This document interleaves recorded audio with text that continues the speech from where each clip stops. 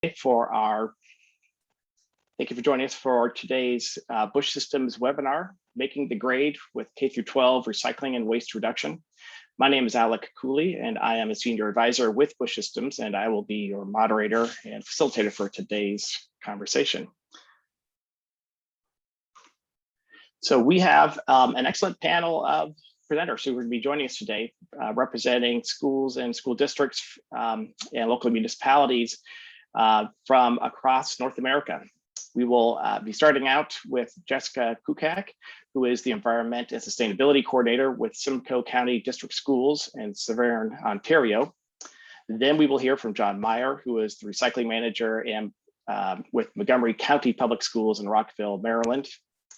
And then we will follow up with a joint presentation from Jana Falk, who is the Recycling Coordinator with Salinas Valley Recycles, which is a solid waste authority in California. I have Marin, California here, but I know that's not correct. It's down in Salinas Valley. But she will be participating also with Tammy Stolzenthaler, who is the Environment Education Coordinator with the City of Watsonville.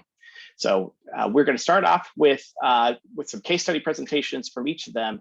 And then about halfway through the program, we're going to shift over. We're going to go to into more of a panel discussion mode where we'll be diving into some of these topics with a little more depth.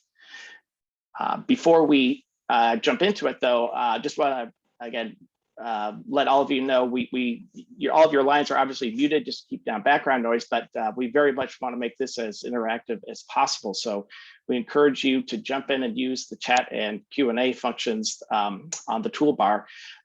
For the chat, save all actual questions that you want presenters to address, put that exclusively into the question and answer box. But then separately, if you have things that you want to share, examples, we may be talking about education or some topic along the line, and there's something that you've done that you think is noteworthy that you'd like to share with others, or if you just have general comments, we encourage you to drop messages into the chat, exchange opinions, thoughts back and forth with yourselves. We will also, throughout the webinar, there'll be different resources, hyperlinks to websites that we're making reference to in some of the presentations. We'll be dropping those links into the chat so that if you're interested to follow up on some of those, you can just grab them right out of there. So again, we encourage folks to participate on your own throughout the program. And with that, let's go ahead and just jump right in, and I will introduce Jessica Kukac with Simcoe County Public Schools. Hi, good afternoon, good morning, wherever you are. My name is Jessica Kukac. I am the Environment and Sustainability Coordinator at the Simcoe County District School Board. And I'm just going to give you a brief overview about our waste management programs and protocols over here, and some of the programming that aligns with the program. There is a delay, so, oh, there we go. So the Simcoe County District School Board, we are located in the sort of Simcoe County area. Just to put that into perspective for you. So you can see Toronto here on the map at the very bottom, and the city of Barrie, which is sort of our central location within Simcoe County, is about an hour north of Toronto. So just up the highway there, but then we're all around the lake here. So we have a combined sort of waste program in our rural schools and in our urban centers. So lots of schools in some remote locations. We have 87 elementary schools, so that ranges from K to 8, and then 15 secondary schools, 7 learning centers, over 6,000 employees, and about 50,000 students. So it's a pretty big landscape that we work with here, but with those political boundaries come some contractual and partnership boundaries as well, and I'll get into that in a second. So here in Ontario, we're primarily regulated for waste at the provincial level. Schools fall in the ICI sector. So we are not, we're not part of the residential program, and that's a little strange sometimes, because it essentially is residential waste. Majority of the waste that comes out of schools is from lunches. And so we learned very quickly during COVID that if the students weren't in school, whatever waste they were bringing from their lunches was actually being thrown out at home. So some of the regulations that we follow here are 10294. That's waste audits and waste reduction work plans. So all schools and school boards in Ontario are required to produce a waste audit every single year with a waste reduction work plan. The regulation states that schools over a certain size, but the majority of the schools would fall into that threshold. And there is a bit of a loophole in that if buildings are to produce the same audit results, that you only have to do it in one facility. So generally speaking, on a yearly basis, I make sure that I get out to a couple of elementary schools, a couple of secondary schools, and then our administrative building here. So the second regulation is 10394. It's the IC&I source separation program. So schools are required to have recycling diversion, both blue and gray, so containers and paper. And so depending on what is available for diversion in your area, schools have to participate in that, and that has to be available in all of our schools. The other one that's sort of new is the Ontario Food and Organic Waste Framework. So we're not legislated to have organics collection in our schools yet. I think it's a matter of time before it gets to that point, but right now there's the framework just sort of states that there has to be education on that diversion, and that's primarily where it's sort of sitting right now. And there has to be some effort for reduction, and that likely comes in the form of education. Although we do have a number of schools that participate in regular organic waste diversion. Acting Today, Shaping Tomorrow is the policy framework for environmental literacy and environmentally responsible management practices. This policy framework is very important because it does mandate that all school boards in Ontario have an environmental policy. And so the Simcoe County District School Board does have an environmental policy. We recently changed it to our sustainability policy.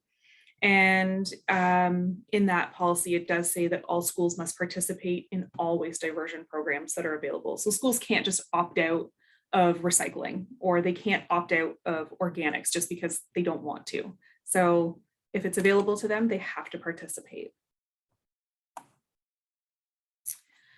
So we have some political boundaries within the school board area. So we have multiple programs in our schools, and when we go out to RFP, we try really hard to make sure that those programs sort of mirror the residential programs, so that education is brought home and those that behavior can be replicated at home. It doesn't always work out that way, but for the most part, we have a pretty good alignment with those programs. So we do have the actual county of Simcoe, which is the incorporated two-tier municipality, and they oversee waste management for the county of Simcoe, and they do collect recycling and organics for us. And that came in the form of a partnership. So we don't call it a service contract with them. We refer to that as our partnership. And it's really great. They provide the recycling bins for our classrooms. They provide the green bins for our classrooms. They also provide some of the outdoor carts, or some of the depot style carts, which I can show you a picture of in a second.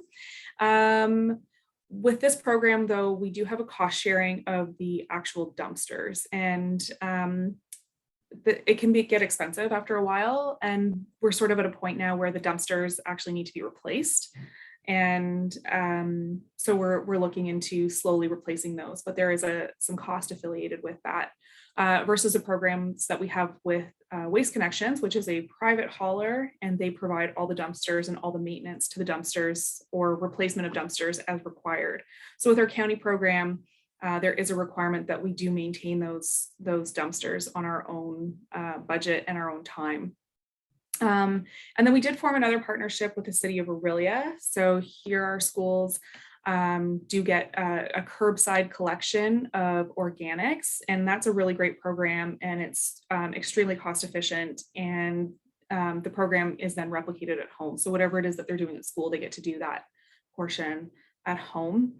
And it's extremely affordable, and the city has offered subsidized bins for us. So it's a fraction of the price of what you pay at a store, versus our two-stream programs over in Barrie and Aurelia. So we have organics at 9 schools in the city of Barrie, which is our most populated area, but we're not able to form a partnership with our municipality to collect organics. And so we do offer it to schools that have shown great commitment to waste diversion, but we pay for it by the cart outside, and it's $30 a cart to be able to do that. And so some schools were paying like $700 or $800 a month to divert organics, versus in the city of Aurelia, all of our schools for the entire year is $2,000 or something like that. So pretty substantial cost difference there. So we have different supplies, different bins. Most of our bins do come from Busch systems. We did a big revamp a few years ago. We had all sorts of bins in all different colors, all shapes and sizes, and the messaging was not clear. So when we would refer to the blue bin, or a poster would show the blue bin, some schools had green bins, some schools, had red bins. And we really wanted to be focused on the green bin is for organics, the black is for garbage or landfill, the gray bin is for paper, the blue bin is for containers. And shortly after that, one of our programs changed to a single tier system, and so there's no separation. So we went back to just blue bins in those schools. So the dumpster that you see here, that is what is provided by our County of Simcoe partnership. So there is a shared cost for that dumpster, and they're plastic and they're wearing out.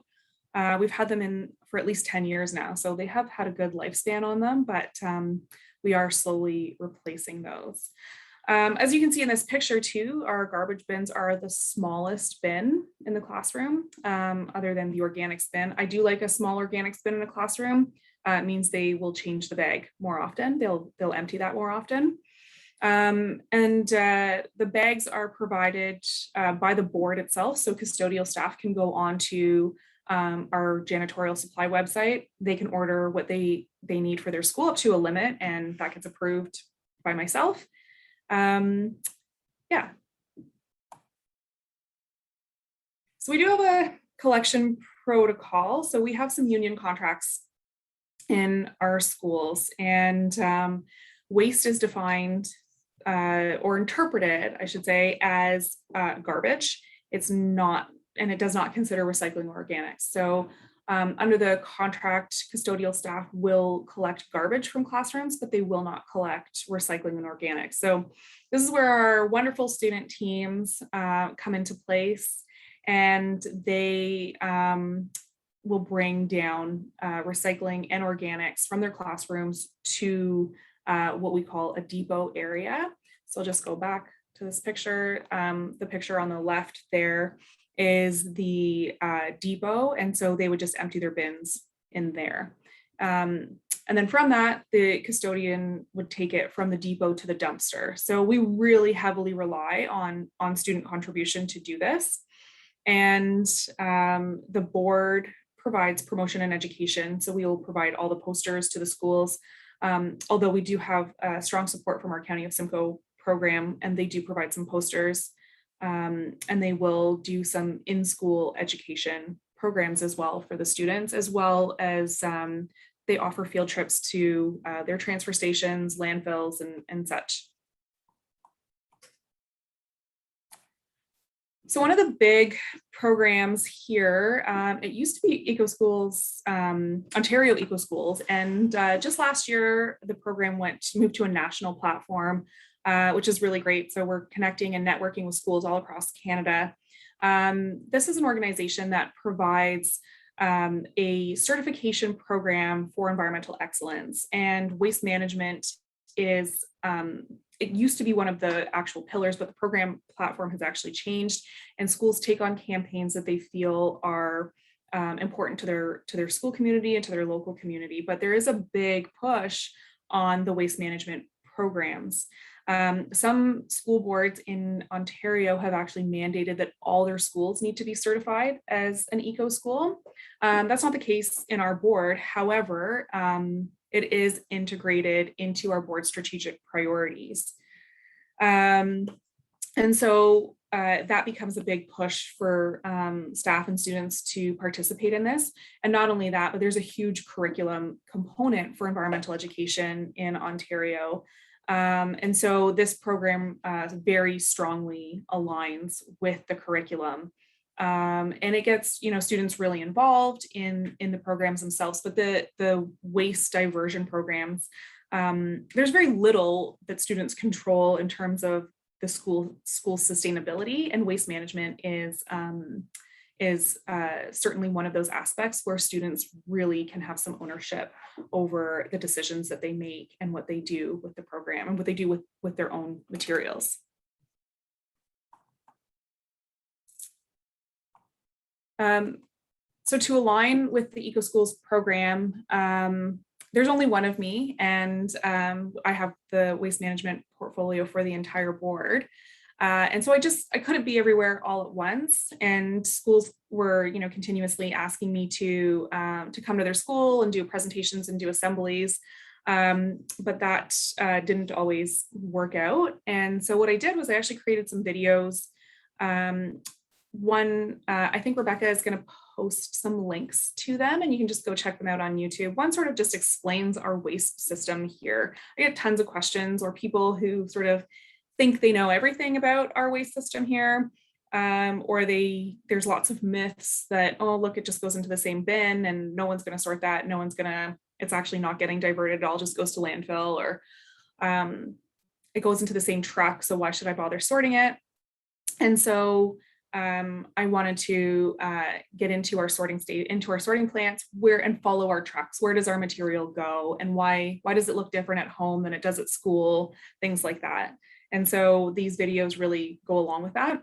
And then the other video that's there is a game show. And we actually had a student come on, and I made 3 of them, and they're for each one of our areas. And this young kid is holding up different items, and there's a timer on the bottom, and everybody has to guess which bin it goes into. And there's little, facts that sort of come up along the way. So it was a great video to play in an assembly, or, directly into a teacher's classroom when they're talking about waste diversion and things like that. And actually I do play them even at staff meetings when I do that sort of professional development. Even some of the staff are, oh, well, I didn't know that. I've been putting it in the wrong bin the whole time. So anyway, take a look. And just I'll just end off with some diversion statistics about our school board. So our average waste output is about 25 kilograms per person at school. And when I sort of share that statistic, I, say, we're not in school the whole time, we go home in the evenings, we throw out more things at home. We're at home on weekends, we throw more things out there. We're at home in the summer and on holidays, and we throw more things out there. So this is just what we're throwing out at school. We have an average diversion rate of 40%. That's just based on weight, not on volume. And over 70% of our schools participate in organics diversion, which is a great number. And we are slowly hoping to increase that in our schools that don't really have the accessibility to that. And an interesting sort of tidbit is that schools that have organics actually have less recycling contamination. And so I sort of affiliate that with this idea and concept that students are just actually sorting things.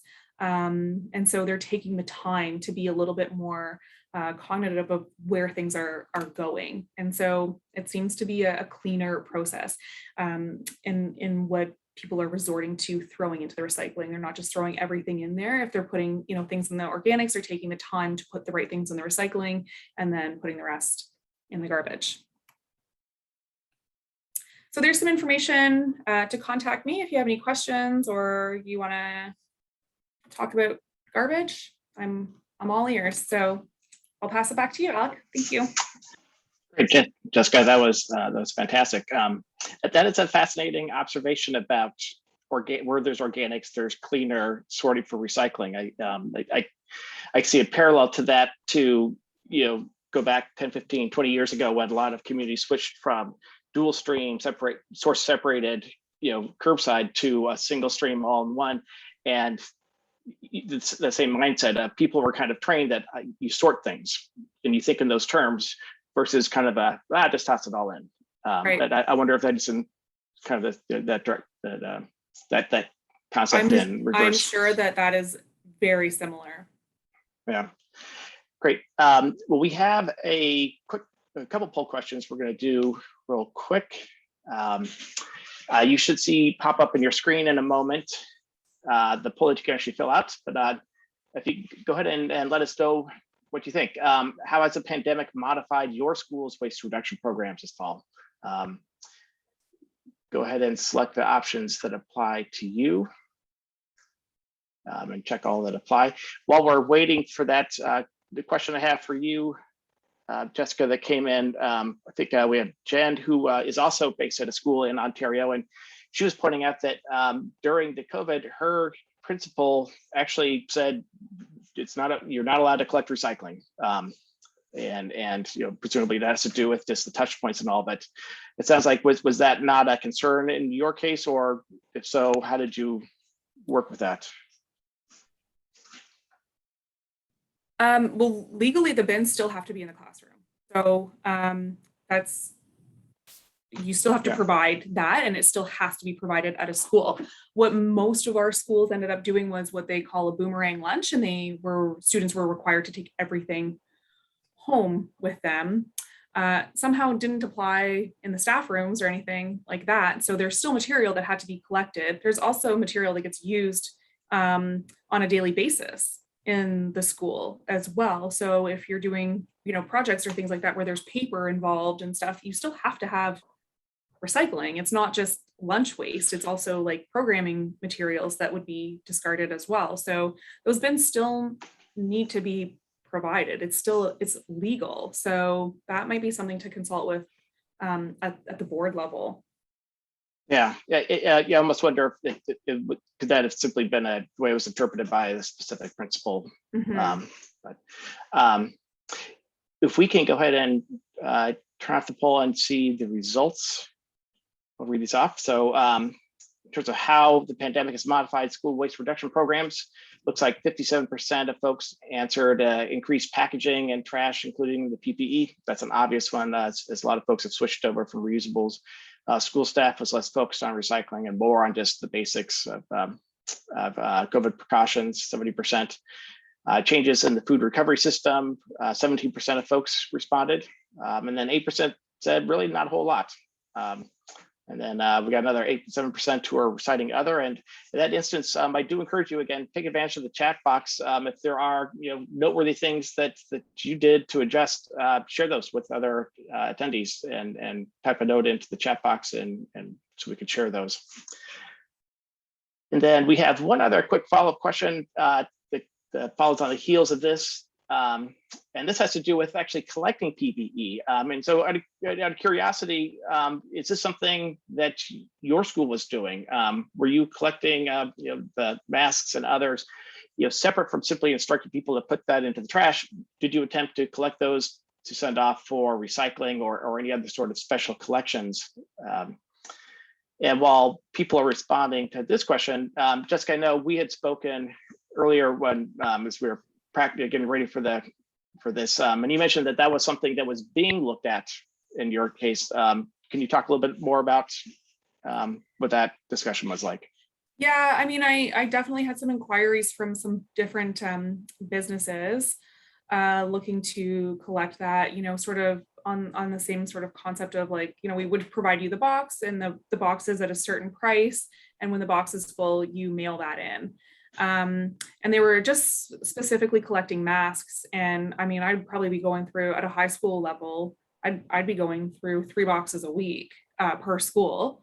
And it wasn't feasible. And then also to find out that they're not it's not really being recycled. Like I don't think there was never a clear answer of like what was actually happening to this material. And so it wasn't really like a clear diversion of this material. And so in the end, I just felt that it wasn't better. It wasn't the best option for us. But we did have some schools who did partake in this program. One school in particular, it was a student leadership class. And they really, at a high school level, and these students just felt so out of control that they didn't really have, that they were seeing all of this excess waste coming in through all of the PPE, and they didn't have any control over how they could, do something with it and what were the options for them. And so this was really the only way that they felt like they were making a difference. And so Some agency. I don't want to take that away from them. I don't want to rain on everyone's parade. So so here we can see the results, and this isn't too surprising, but it looks like the vast majority, 91%, did not have any sort of system to try and collect the PPE. But interestingly, we do have, it looks like we have 4 folks who pointed out that they were collecting and sending to recycling programs, or another 3 were doing more limited pilots for this. So it's interesting to know. So let's go ahead and keep moving. We're going to move on to our next presentation, and I'm going to introduce John Meyer, who is the recycling coordinator, recycling manager with Montgomery County Public Schools, and go ahead and take it away. Hi, my name is John Meyer. I'm the recycling manager for Montgomery County Public Schools. We have just changed this year to the Division of Sustainability and Compliance, so we get a little more clout. Maybe we can get some more stuff done. Let me go back. Hey, Alex, can you put me back to the first slide, please? Yes. So we're the largest school system in Maryland. We have about 209 schools, about 167,000 students. We also have 22 other facilities that we recycle and do sustainability at. We have won many awards from state to local to federal for our sustainability efforts. So we're really proud of that. So we have 2 approaches. We have behavioral and operational. So I've started off on the operational side, where we're just a small little office where we just supply the bins, we supply things, and we tell them what can be recycled and what not can be recycled. Well, our new superintendent really wants to approach the sustainability part. So now we're doing the behavioral side even more. So if a student has a problem at their school, they don't believe in the stuff, we are allowed to go out there and side with the students, no matter if the principal likes it or not, which is a really, really difficult thing to do because we need these principals on our side, but he doesn't care. We had a girl who said she didn't like the signs. There's too many signs. She called it sign pollution. So we had to advocate for the students because there was quite a bit that didn't like it. And so the principal was very aggravated with us, but our superintendent lets us do that now, which is fantastic. Support regulations. So we have a thing called a Cert action plan. This is the Cert was our division before we became a division. It was a small program. It stood for School Energy and Recycling Team. That's all we really did, is we focused on recycling and energy conservation, but we have grown now. So, but with the Cert action plan, that is something that every principal has to fill out every year. It's required from our chief of staff. He tells the principals it's in part of their packet, and they have to assign a green team leader. So that's great because it helps us make sure we know who's at the school, who to contact at the school, and stuff like that. Our regulations, we have county regulations that we must recycle in all buildings, all county buildings, including schools, But we also made up our own regulation, which is a Montgomery County public regulation. So all schools have to follow this, that we have to recycle in our schools. It's just no if and choice. They don't have a choice. They have to do it. We also can, if they don't do it, we can fine them. So the school really doesn't want to get fined because, you know, money's tight. So that helped us out a lot. RFP language. So in all of RFPs, we make sure there's some kind of recycling language. Also in our construction contracts, we make sure there's a way that, you know, we have language there, so they must do it.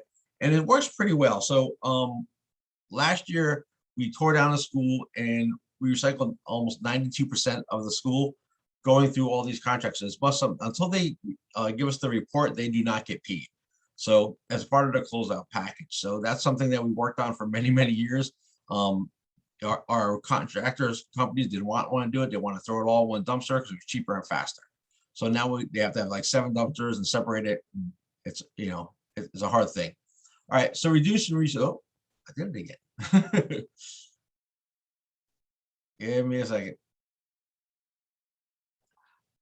Okay, so reduce and recycle. So one of our biggest things is requesting for products to be packaged in sustainable material. One of our biggest goals was we used to have styrofoam trays. Styrofoam is actually banned in Montgomery County. But before they banned it, we were pushing for it. And when we saw the ban coming up, we said, hey, let's be ahead of it to our school system. The big issue we had was the paper trays are $0.015 more than the styrofoam trays. And that doesn't sound a lot, but when you have 160,000 students and you sign a 5-year contract, it's in the millions. So that was a long fight for a long time. Some of the things we do is this year, with the pandemic, every student got their own Chromebook so they don't have to share. Every teacher got their own laptop, so they don't have to share in rooms. So that was a large amount. Like I said, we gave out 160,000 Chromebooks. So we talked to Dale, who was our contractor, and said, listen, we don't need all the books, we don't need all the CDs, we don't need all of that, and we must pack it in cardboard instead of styrofoam. So that's something we said, so that produced it all be recycled, and it's also reduced on 160,000 CDs and books that you didn't need. We also do a lot of other things before, like I said, before our demolition. So as you can see, we go through with our maintenance department and we kind of strip out everything that could be reused at another school. You have the lights, the air handler units, all the HV stuff, electrical devices. We also take out all our recycling bins and we reuse them at other facilities. So as I said before, you know, our last school was between reusing and recycling, it was 92%, which is incredible that we can get that much recycled or reduced. And the things that we don't recycle and reduce are stuff with asbestos. So we kind of cover everything except for like old floor tile or old pipe wrapping and everything like that. So we kind of do everything we can. These are some other materials that we recycle at MCPS. It's not a full list, but it's a large amount of stuff that we do, not only through our schools, through our facilities. We have 7 bus depots and we have 5 maintenance depots. So that's a lot of stuff. And that we use, like motor oil and antifreeze. The motor oil for the buses and all our fleet cars is ridiculous amount. And we did it in tons. It's like, as we changed it over to tons, and it was like 7-8 tons every 3 months. So it's a large amount. Tires is also a large amount of things. Skids, because we get a lot of products. So we had all these skids. We found some company that would take them and they chip them up now and turn it into mulch, which they sell to us very cheaply. All right. So reach out and support.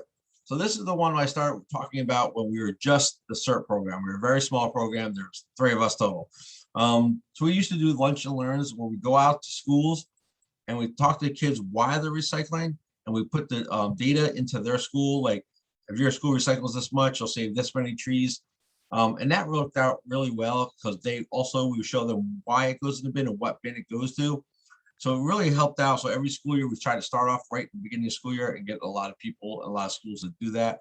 The other thing is Recycling 101. That's a classroom presentation where we go out and we just explain recycling to them from a large way of like how you save the earth. So we go on to everything and then down to their particular school. Energy recycling assemblies, like I said, that's something we did with energy. You can see the picture, that's what it is. We talked about the energy chain, and then we talked about recycling. Then of course we do staff trainings, green school things, and all kind of other meetings with school parents and stuff like that. So we campaign and contests. So like Jessica said, there's not many. There's me and one other person that take care of recycling, at all our locations. So I can't be at them all. So we try to do campaigns and contests to keep the students involved throughout the school year. So we have our poster contest, which is a great contest. The kids draw the posters, and we judge them, and then the winners get printed, and we put them out through all schools. We also put them through the county buildings, in the libraries, so everyone gets to see what these kids created. And believe it or not, that poster you see right there, that was done by a middle schooler, and that is hand drawn. So they are incredible with some of their talents. Then we have drive supplies. That's one of our big ones too. This is where at the end of the year, the students clean out their lockers, the teachers clean out their desks, anything reusable or they think is reusable, we pocket it in a box, we bring it to a central location. We have students, volunteers that go through it and see what we keep, see what we collect. As you see on the bottom with all the blue bottles, stuff like that, we get quite a bit. So how we did that was we started bringing to one location. We have a huge prep conference. We make it humongous. And we invite all the parents and all the schools. We give the schools that did the best an award. So as we go on, it's a great thing to do. And we get all these supplies that would have been thrown in the garbage out to students that can really use them. All right, food waste composting. All right, this is a difficult subject that what we're going through in our schools right now. As a district, we do not compost.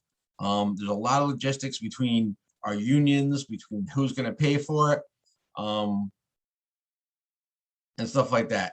So it's a big deal. So we're having a lot of trouble with that. So one of the things we did this year is we partnered with our county, and we did our central service food cafeteria and our food preparation warehouse. But this is all pre-consumer. We're not at post-consumer yet. So this is what we're doing. We're trying to find pre-consumer stuff that we can do. So our food warehouse is a big thing. That took us forever because our unions are fighting and saying, oh, it's too much extra work for our operations staff. So we have a lot of deterrence to how we have to do this. Scaling and reporting. Scaling and reporting, this is huge. And this is something we started probably 4 years ago. All the trucks that service our schools have to have scales on them. So when we pick up the school, it gets weighed every time. We've upped it through the years. I used to write it down on a piece of paper. Now it's all GPS. And it goes right to a spreadsheet where I can see it. So I can actually see schools every single day. But we have the contractor send it to us monthly, just in case we don't see it all the time. And then what we do is we make a report card for the school. We make it monthly and we make it yearly. So every month we put out a report card of what you're doing and what is the average in your school community. So we'll say, hey, this is what the average thing is, and this is what you're doing. You're above or you're below. It forms a little competition. A lot of schools don't like to see that they're really low, and it helps pick up the recycling.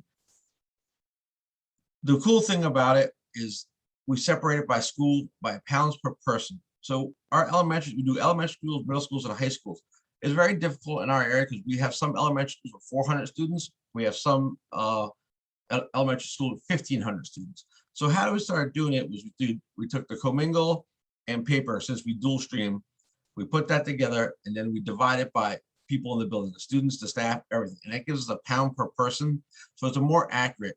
So when we first did it, we just did it by weight, and it's not fair to these 400 student schools compared to these 1,500 student schools that their recycling was not the same. This is our performance. And one of the things that we're really, really proud about our performance is the solid waste and student enrollment. Our enrollment keeps on going up and up and up. I wrote a little over 160,000, but as we do our enrollment this year, it looks like 163,000 students, but our solid waste keeps on going down.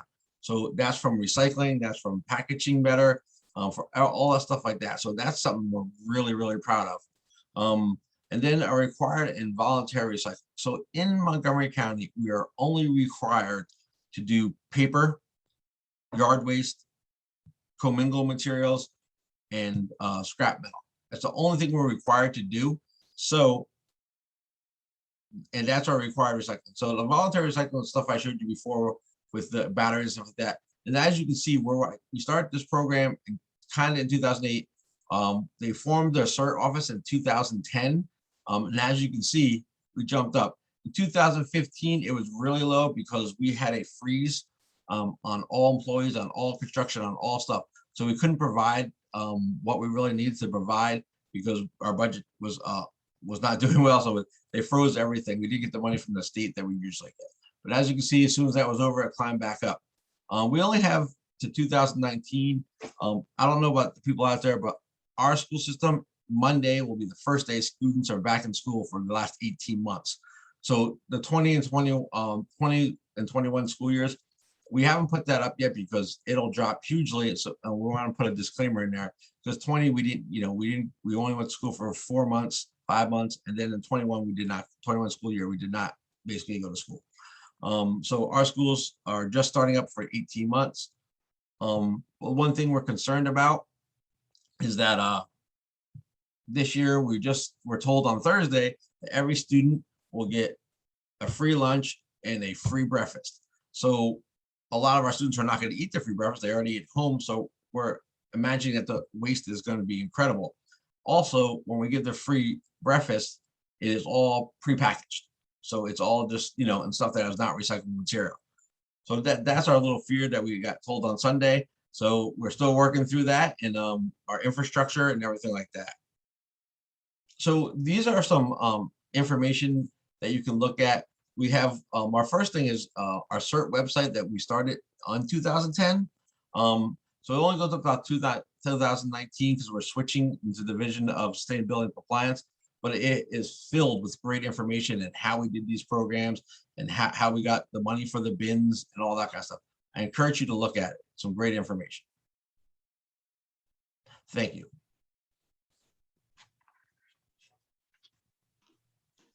Great, thanks, John. That was fantastic. You guys, you have a fantastic program, and like everybody, we appreciate you being available, knowing that you're in the crunch time, getting ready for the new year. So we have we have another poll question we're going to go to, and then I'll have a question for you, John. But first, just to get this launched, outside of COVID, what efforts are being made with food waste? This is obviously been a hot topic in general. And we know that that obviously COVID has disrupted a lot of these, but just curious if you either before COVID came on or what you anticipate going into in the coming once we get out and the clear. How is it that you're handling food waste at your schools? If you can go ahead and type those answers in. And John, a question I can give you while we're waiting for folks to submit those. From Eric, there's a question just about participation from students. Do you see a difference between the different levels, between elementary school students, the middle schools, high schools? 100%. Believe it or not, our elementary students are the best. And one of the reasons is that they eat their lunch in the cafeteria. And plus we make it a game, so they love to do it. So that's our high schools. Our middle schools are a little bit challenging because they're middle school students only. They still eat lunch in the cafeteria, but they're middle school students. Our high school students are very difficult. We have a thing called open lunch. That means we have one lunch the whole entire day. So every student, every teacher has lunch the same exact time. They're allowed to go anywhere outside, any hallway. If a teacher invites them to the room, they can go in the room. So they're everywhere. So the issue we have with that is we had to put infrastructure all over the school. And it's very difficult. But because they eat all over the schools, they get very contaminated because there's so many students in the hall. Like, I was going to give you an example. My wife's a teacher at Clarksburg High School. They have 3,000 students. So 3,000 students eat lunch at one time. So the contamination is crazy. A lot of students just leave it on the ground. So our building service staff says, we're not gonna separate everything. We have 5 minutes to clean this up between bells. So they just go through and just scoop it all up. So that's the large problem at our high schools is the open lunch.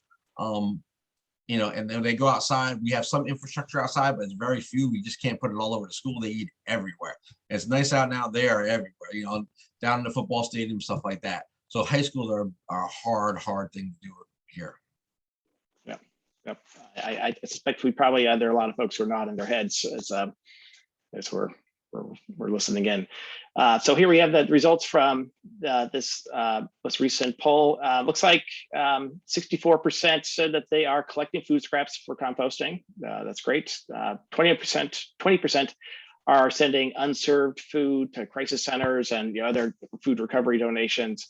26% say using compostable packaging in serviceware. 38% say work to reduce back of house kitchen waste through waste prevention steps.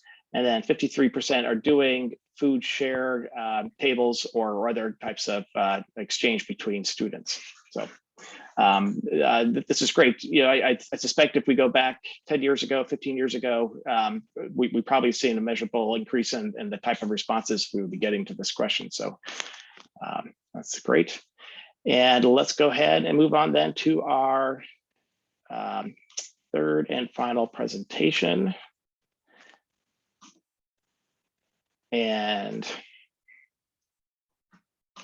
sorry, yep. And tell me, Tammy and Janet, is one of you gonna, should I give one of you control over the other? Tammy? Great, okay. Yeah, so we have our final presentation is from Tammy Stolzenthaler and Janet Falk. I'll let you guys take it from there. Wonderful. So welcome to the Scrap Monterey Bay Area presentation. I'm Tammy Stolzenthaler, representing the City of Watsonville Public Works and Utilities Department, and I'm Jana Falk from Salinas Valley Recycles in Salinas, California. Scrap Monterey Bay Area stands for the Schools Compost and Recycling Advocates Program of the Monterey Bay Area. We formed a regional collaboration of waste hauler outreach personnel to better support our schools in waste reduction throughout the region. So SCRAP helps all of us to implement the best practices in schools in order to reduce waste and also to meet the very stringent waste reduction mandates set by the state of California. The Monterey Bay area is located on the beautifully scenic and agricultural central coast of California. SCRAP has collaborators from Santa Cruz, San Benito, and Monterey counties, with strong support from agencies in the San Francisco Bay Area. And I'm having trouble forwarding the slide, but I am trying. So maybe, oh, thank you, Alec. And you can forward it to the next one. Thank you.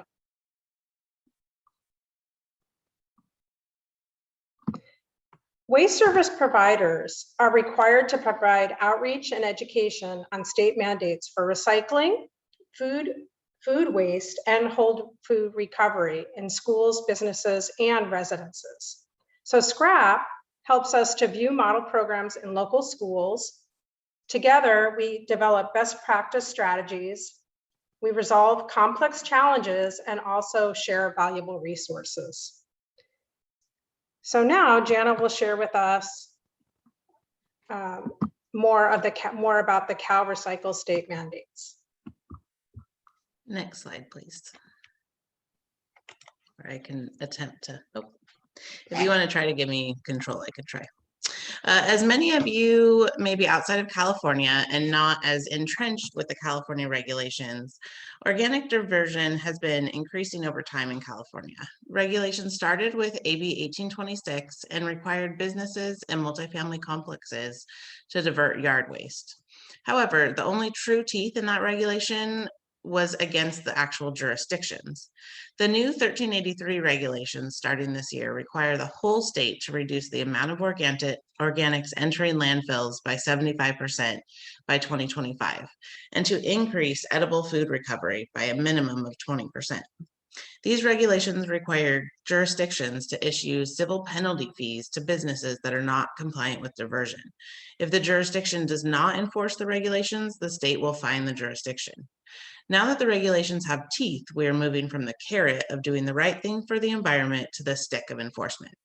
Additionally, regulations require a 3-stream separation at businesses and schools throughout California. Next slide.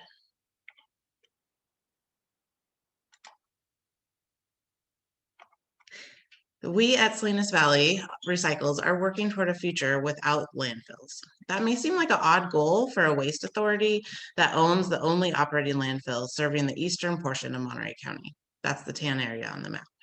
But knowing landfills have a limited life capacity, the fact that new landfill operations will only become harder to site in California, and that we are currently disposing valuable resources and products gives us motivation to change existing habits and to think about innovation and future needs. We have roughly 280,000 residents who share one landfill on this side of the county. The white area is served by the Monterey Regional Waste Management District. We have 3 haulers that serve this area, 5 cities, and the remaining area is unincorporated Monterey County. Next. As we've already discussed the reason behind current efforts with food waste, once something is thrown away, there's no more beneficial reuse of the product. Organics in landfills create potent methane but could be turned into useful compost that is not only beneficial to crop growth, but is a great carbon sequestration method. Additionally, our estimated waste generation rate in our area is a little over 5 pounds of garbage per person per day, roughly the weight of a small backpack thrown away daily per person, or 452 million pounds of garbage in 1 year. According to our waste characterization study a few years back, 40% of that material is organics and could be composted. Next. Not only is trash heavy, it's really big. These photos are from 2019 when the last cell or section of our landfill was opened. You can see in the top right, the hill is almost filled landfill cell. Once this new section is full, it will be the same height and have 200 feet of garbage. At 452 million pounds of garbage per year, this section will only take about 7 years to fill and will be roughly 20 school buses tall. We have several landfill cells left to build in our landfill, but after that, we will run out of existing capacity. If we can reduce that volume by 40% by taking all organics out of the waste stream, we will significantly increase the life of our landfill while making valuable products. Next. In just the Salinas Valley Recycles service area from the previous slide, we cover 21 school districts. That's 117 schools with 52 elementary schools, 25 middle schools, and 30 high schools. We are working to roll out programs to implement food scraps and food recovery programs to all of these schools. Working with 21 different school districts is challenging, to say the least. We had some huge success pre-pandemic. Oh no.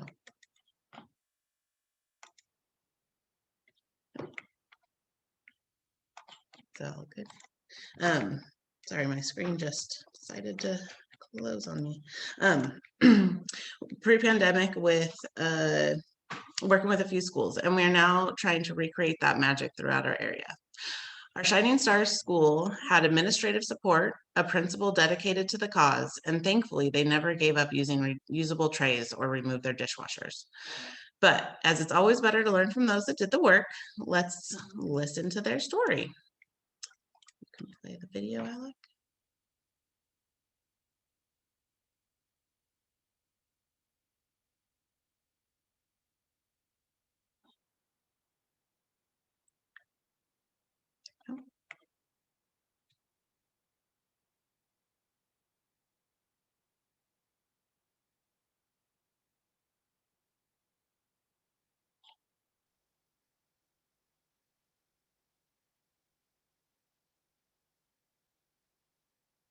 My journey and my path started when I knew we had to meet a mandate, a certain bill that was coming out for recycling food waste.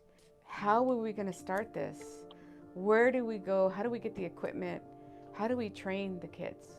So back in 2017, I was introduced to this award, the Wally Waste Not School Award, that from the Salinas Recycling, and we had to do an assessment of our waste here at school. The people from Salinas Valley came and looked at our cafeteria. It was eye-opening to see how much waste it was, the school was producing. And that's when I learned a lot about some of the items that were going in the garbage that were recyclable, some that were harmful to the environment, and then the food that goes in the garbage when we have people that need this food, need these nutrition meals. The following couple of years, I started working with the staff, with the cafeteria, but specifically with students, and just talking to them, let them know to make wise choices when they came to eating. We eliminated straws completely. So we got rid of condiments and went to bulk. We were one of the only districts that were using reusable trays. We started the share racks, the traveling apple policy, so they could take food home that they're not going to eat from their plate and put it there for students on the share rack who wanted to take food home or who wanted seconds. And it was very well received with parents because they saw that we were recycling whole produce that wasn't eaten. So thanks to the Salinas Valley Recycling, they were able to donate the reusable sporks, metal sporks. Well, that was just icing on the cake for us when they donated that, and the kids felt so special. Some of the students took ownership. I had a group of students who volunteered, who would stay back instead of going to recess, and then they were also supporting. These kids are aware. They see things in the environments. They see our turtles and our birds getting caught in plastics. We were able to qualify again for that award in 2019, and again Salinas Valley Recycling came in and did the same assessment. It highlighted that there was a big reduction in waste. And how much room and space we made in the actual dumpsters that were going in the garbage. I think, if I remember correctly, there was like about 20% of waste, compared to what it was before. And I presented this whole presentation to the board along with Salinas Valley Recycle, and the board was very pleased with it. I do recommend it. It's great to see the benefits of it, both financial benefits, but most importantly, that we are helping out the environment and reducing waste. I think investing in a zero waste program is absolutely the way to go. Absolutely 100%. I support this program.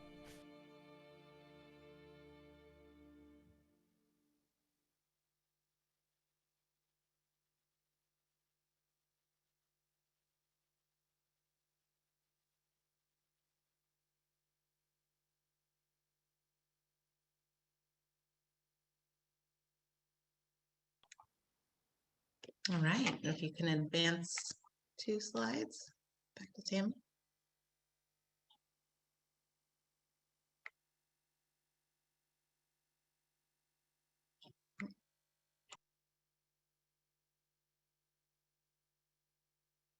Great, thanks for sharing, Jana. That's such an inspiring waste reduction program. We appreciate you sharing that program with us, and most of us in Scrap got to observe that program in action in 2020, so what a fantastic example for all of us. So, and now for the city of Watsonville. In addition to chairing the Scrap Monterey Bay Area Collaborative, I serve as the Environmental Education Coordinator with the city of Watsonville. I have the privilege of leading a program called Green Schools Waste Reduction. And we have succeeded in setting up new food scrap collection systems at almost 20 schools, including recycling and food recovery. Some custodians are reporting 30 to 50% trash reduction at meal times. So it's very obvious that all of this waste is not really trash. Watsonville developed model program school sites that can be replicated at any public school sites. Waste reduction was accomplished in some schools that have 85% free and reduced lunch service with plenty of packaging. And of course, we have needed to adjust to the limitations and increased packaging of the pandemic era.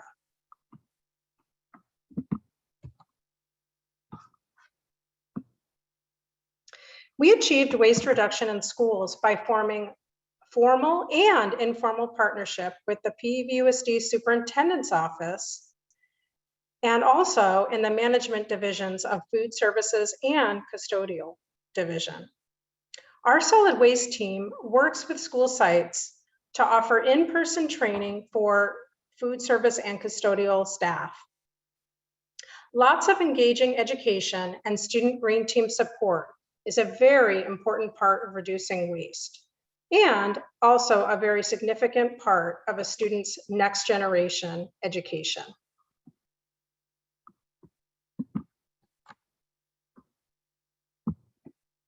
In March of 2020, over 20 PVUSD custodians, administrators, and students received waste reduction rewards, or awards, I should say, from the Watsonville Mayor at the PVUSD board meeting. Our philosophy is to recognize the custodial and food service employees and the students that actually do the grassroots work that's required to sustain a green school.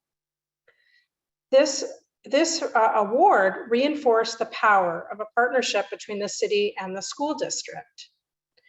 Now, in 2021, we are reconnecting with school administration in order to restart our schools in person and maintain going green with waste reduction as an important value and sustainable system. Schools want to work with us since we help them build positive press and environmental results. So thank you for joining us to learn more about the SCRAP Monterey Bay Area program with Tammy Stolzenthaler and Jana Falk. Thank you.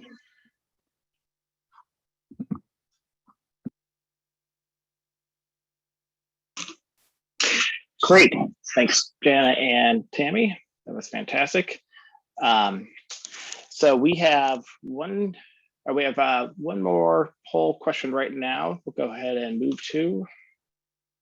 And so this goes to kind of policies and mandates. We want to know what policies, requirements, others that govern recycling and waste practices that apply to your school, whether that is something, those are actually dictated by a district-wide policy, such as diversion requirements, or if that is a state or province level or local government ordinance, or even if your district might have your own goals, but there's not an enforcement or actual requirement, that would be another option.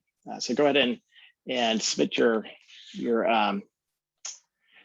questions to that, and while we're waiting for that, Jana, for you, I couldn't help but notice during that video there's a shot that shows somebody pouring out milk into looks like through a screen, and can you tell us more about what you guys do around trying to just divert liquids and milk from the recycling stream? Yeah, as liquids get into garbage or recycling, it causes all kinds of problems in terms of weight and waste along the route. And then additionally, if it's in the recycling, it causes issues with non-recyclables. So what we try to encourage all the schools to do is have a milk and liquid waste diversion program so that the janitorial staff can drain that off into the sanitary sewer. We worked with Pour Away, who made that bin and is actually working on doing a new bin like that for large distribution to have a easier disposal method instead of just buckets for janitors to collect the milk waste in. So we encourage the only take a milk if you're going to drink it, and then if there are any leftovers to drain that off before it gets recycled. Otherwise the milk containers can't be recycled. And I expect that's probably the case for many, but it's a matter of, are you actually getting prompted by your haulers or whoever handles that to do that? So good. We have results here to our next poll. It looks like 49% say that there are state or province level laws that that require some sort of mandate or regulate recycling. 34% have local government ordinances. It looks like only about 5% or really have responded back that there's district-wide policy that's an actual diversion requirement, but then about 18% are citing less formal goals, non-mandatory requirements, and 36% say they have nothing in particular that's actually mandating it. So that's interesting to know. So with that, let's go ahead and we're done with our presentation. So now we're going to shift over into the second part of our program where we're going to go to more of the panel discussion. And we've got about 20 minutes right now where we can delve into a number of issues. And the first thing we're going to do is actually pass out one final question. And this is really for you. there are a number of different areas that we can focus on with this discussion, and we kind of want to follow what your interests are and what you would most like to hear the panelists focus on. So if you can check your top two options, we have bin infrastructure is one area. Talking about the actual collections and operations process. We can dive a little bit further into the food waste and packaging, education engagement, and the fifth area we have lined out here is for stakeholder or administration support. So if folks can answer those questions real quick, and then we'll let that sit for just another moment. If everybody wants to go ahead and turn on their cameras and their microphones, and we'll just get ready for the discussion to follow in a moment.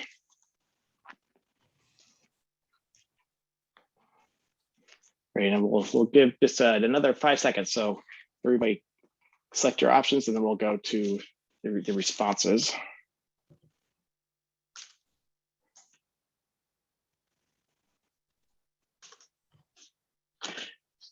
Okay, let me grab a screenshot of this just so I hold on to it. So it looks like education engagement is where we're getting the most votes. So we'll go ahead and start off with questions along those lines.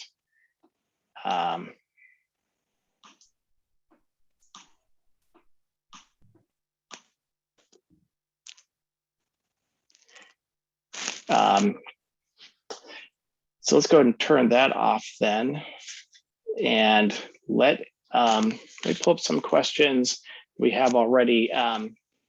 So with education and engagement, this is a huge topic by itself. It really could be its whole own webinar. But let's dive in a little bit more into some of the practices that each of you are doing at your respective schools. And let's start off, for instance, with waste audits. I know a number of you do waste audits just on an operational level. It's important to know what's happening in your waste stream, but I'm curious if any of you can talk to how do you involve students in doing waste audits, and how do you use that as a tool to actually engage students and raise awareness? Is there anybody who wants to take that question on? I can start with that. Great. So we do two types of waste audits. In the Eco Schools program, you can one of the campaigns or one of the programs used to include a visual audit.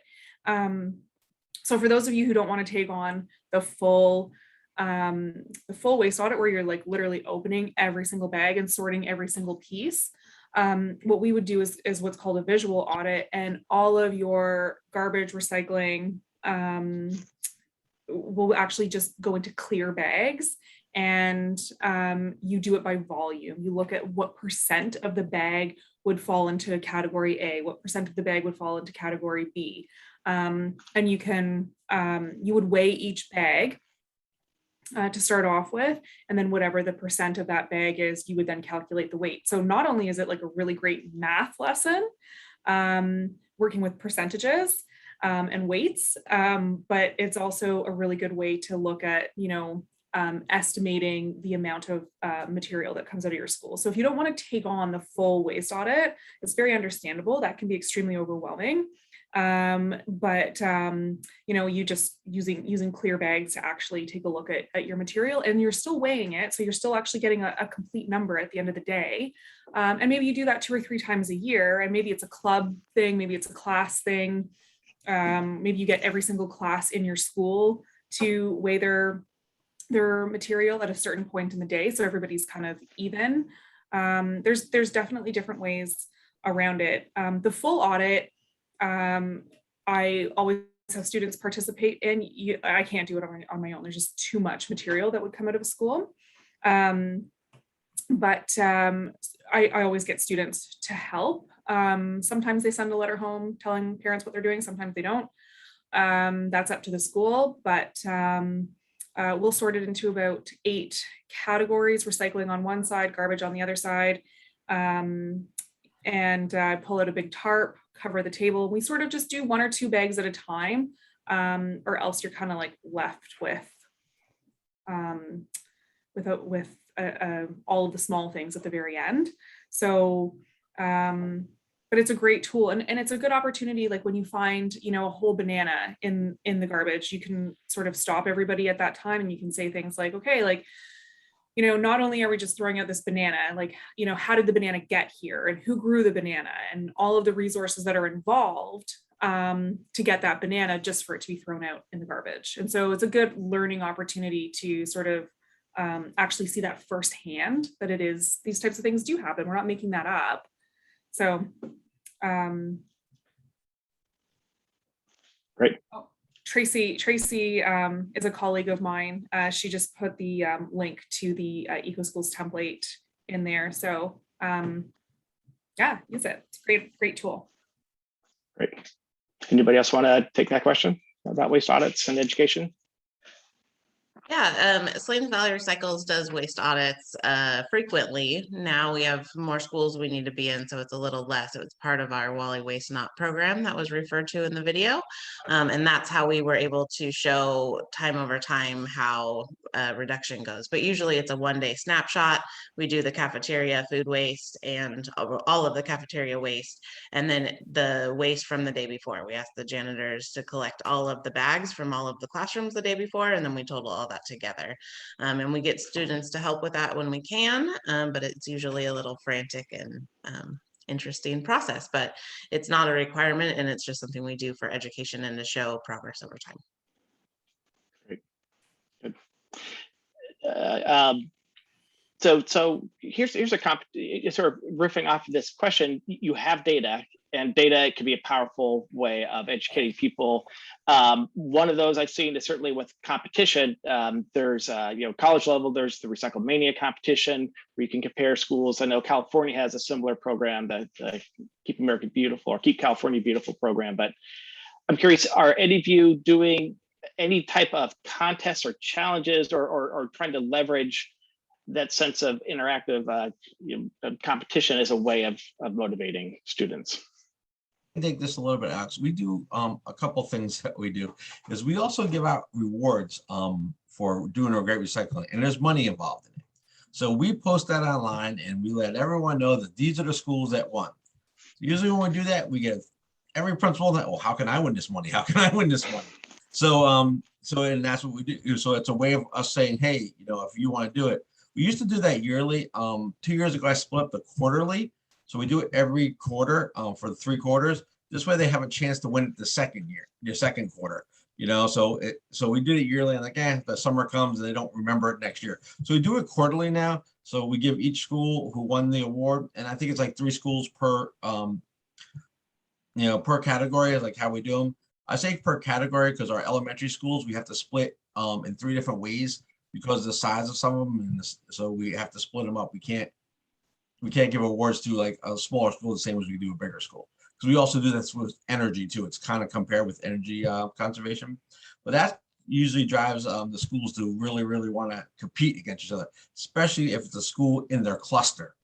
You know, if it's their cluster, like, oh, well, how this principal, they know each other well, like how this principal beat me. And that's how we do it. Yeah, having a relationship to who it is that you're competing against exactly makes it more tangible, and yeah, I can see that. Anybody else want to? Yeah. Go, Jana. We are toying with an idea to do a bracket system for high schools for garbage reduction. So the more food waste they divert and the recycling they divert, the more they can reduce their capacity in their garbage cans. And so that capacity per capita would be our goal and what we look at everybody with. And then the winning school, we have 5 schools in our larger area, and then a few other high schools down in southern Monterey County that would be competing against each other. And then the winning school would maybe get a carnival from us, so a taco truck and maybe a dunk tank to dunk their principal or something. So this is, you know, beginning stages of deciding, but that is great. We had a question from Well, a couple of different questions. People have, Vivian and Kristen have both submitted versions on different, the ways that you engage the middle school and the high school versus elementary and different techniques. And before I hand that over, I'm going to take a shot at this one, or at least make an observation of research that I've seen around recycling behavior, and making the observation that with the younger students, there's more of an opportunity to instill the value and actually create that motivating based on empathy, on talking about environmental outcomes and that natural empathy that little kids have. There's more of an opportunity to do that classic kind of environmental education of why this matters. Whereas when you start getting into the high school and that age, a lot of those values are already starting to set, and you can't so much try to tell people this is going to save the earth, and that kind of message doesn't have as much impact. Instead, you're looking at other types of behavior change techniques like competition, social norming, things where, because as you get older, we're all much more susceptible to the perception of how do we fit in with our peers, the classic peer pressure, but even in a positive sense, that is something that can be real motivating when you can do engagement activities that tap into that side. So let me throw it out for others who want to talk about it. I can address that. So definitely working in the middle schools and high schools is much more challenging because their lives are more complex and different personalities and different stages of rebellion. But what we're finding is, 85% of people are really, and young people are really concerned about the environment and want to be stewards. And so one thing we're starting up right now is the trash talker stations. And this is part of the model of peer-to-peer outreach for teens.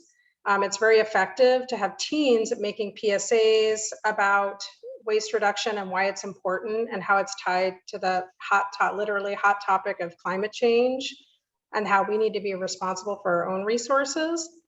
And so the peer-to-peer, the trash talking station, to set that up as a demonstration a few days a week, helping students separate their trash and encouraging them to do that. And then also having them put out media on social media and through other platforms to share the good news and get more involvement.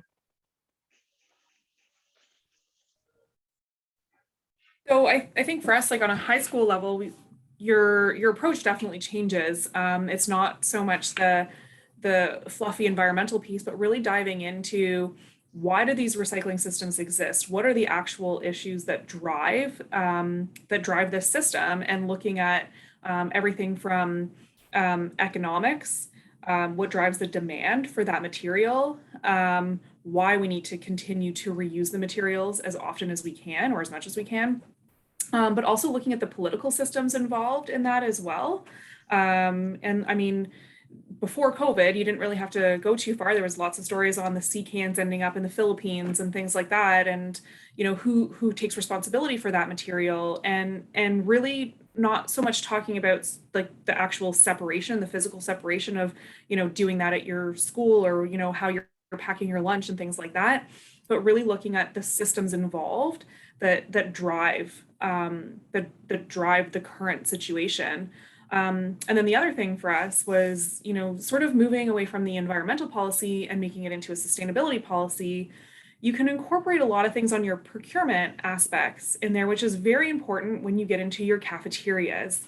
And you can't bring these businesses into your schools and let them sort of do anything that they want and have the packaging that they want without there being some rules on how they need to operate within your system. And so there are very high level changes that need to happen that are out of student control. And then there's, just the approach. Yeah, we have the same thing in our high schools. All our schools have green teams. So the older kids are very, very involved in all sustainability, especially in their school. And that's where we have to go out and explain to them that why we can't do things in the political side, the budgetary side, our leadership side. But like I said, since we're a new division, we're allowed to team up with them on our leadership side this time. So I think that's a big help in the high school students now. Instead of just going and telling them, oh, no, we can't do this. Now we can just, hey, let's make signs, march down to your principal's office. Let's do this. We had kids picketing in front of our central office yesterday about outdoor lunches and outdoor classrooms because they want it because it's still COVID. And so that's what we did. And starting Thursday, we got the news that that's what we're going to do starting on Monday. So, it's powerful if you get the kids involved. Even in the middle school kids, as we get them more involved in the process, the schools are easier to fold because it's their students. It's not just me. So getting the high school involved is very, very important. Yeah. I think these are all great comments. One other, I guess, behavioral technique or something that's been shown, there's research into with older adults, and I think this also applies to a degree with high school students, is connecting people to a result. If you're going to make an effort to do something, you may not care about environmental issues, that may not be a big concern, but you want to know that your effort is not just for nothing. And that's why when you hear urban legends or even on the occasion true stories about recycling actually gets separated, but then it gets taken to the dump. It all gets mixed in. That's a very corrosive kind of a message that makes anybody wonder, why should I bother doing this? And conversely, on the other side, one of the things I've seen that's effective is communicating, similar to what Jessica was talking about. What happens to items when you can talk about this is what it gets turned into, and really connect people to a tangible, concrete result coming from their action. But that's something that's also an effective way of engaging older students and adults. Yeah. So we have just a few minutes. We're not going to be able to get to all of our questions, unfortunately, but I do want to pivot, and if we can talk a little bit more of the operational side and come back to some of the issues there. And I'll start off with this one I think that a lot of folks are dealing with, but with COVID, obviously this had big impacts on a lot of operations. I'm wondering if, and we've touched on some of these already in your presentations, but are there more examples any of you want to throw out of how your actual recycling systems are adjusting or changing as a result of COVID, and what you're anticipating going into this school year? Well, I can say that since Thursday, we were told that every student's going to have free lunch. I bet you more than 7% of the students are not going to eat that lunch because they already ate in the morning, and it's going to get thrown away. Also, they're pre-packaged, so there's no recycling material. In our lunchrooms, we make sure everything is in, recyclable material that they get served in. Now it's all going to be just, saran wrap, throw it away. So I imagine that our trash is going to go through the roof this year, and our recycling is going to drop because everything's pre-packaged. Yep. Anybody else have anything they want to add on? Yeah, I can add that, everything is more challenging because our schools are trying to restart. And so the focus is on the new COVID safety points. But we just got word from the Department of Education stating that there's no reason why we can't do shared tables and food repurposing. So we're hoping to kind of reestablish that. But definitely more of a focus on safety, but we're trying to phase this back in now that the health departments know that it's not spread on contact. Yeah. I'm anticipating. That's good. Did you have something to? Yeah, I think I'm just anticipating more of the boomerang lunches happening. I think you're going to see a lot of that stuff being, we don't have cafeterias. It's not how our schools are built. And so lunches are all brought from home. And I'm assuming that you'll see lots of that stuff going back home. I mean, my messaging has been, this is a great opportunity to bring your containers and to pack waste-free lunches, and that's what should be promoted. But I mean, I'm not a parent. I'm not making 3 lunches every morning or anything like that. So I don't know. I'm sure there's lots to be said about that. So I'm anticipating that a lot of it will go home, but I've seen, the custodial orders come in for bags, and people are ordering recycling bags and compost bags. So I'm just keeping my fingers crossed. There is hope. Here's another question. I know we were discussing when we had a sort of a prep session before this webinar on bag liners. Most programs tend to use bag liners with their for collecting recyclables, and then those get taken out to the dumpster. But we know that bags are a big issue with contamination, and a lot of haulers and solid waste, MRFs are not allowing those. I'm curious if any of you could talk about how you've addressed that. How do you deal with materials being bagged? For us, I mean, the policy is that the bag is full. The bag has to be full. Prior to COVID, walking your material down to the depot, you'd actually take the bin down and you would dump it into the depot bin. And so one bag would be used for multiple classes. But to avoid any of those touch points or anything like that, it's just when your classroom bin is full, you pull up the liner, tie the bag, and you drop your bag off at the depot instead. But the bag has to be full. That's basically where we're at. Whereas before, if it was just being used as a liner, you could empty it when it was halfway.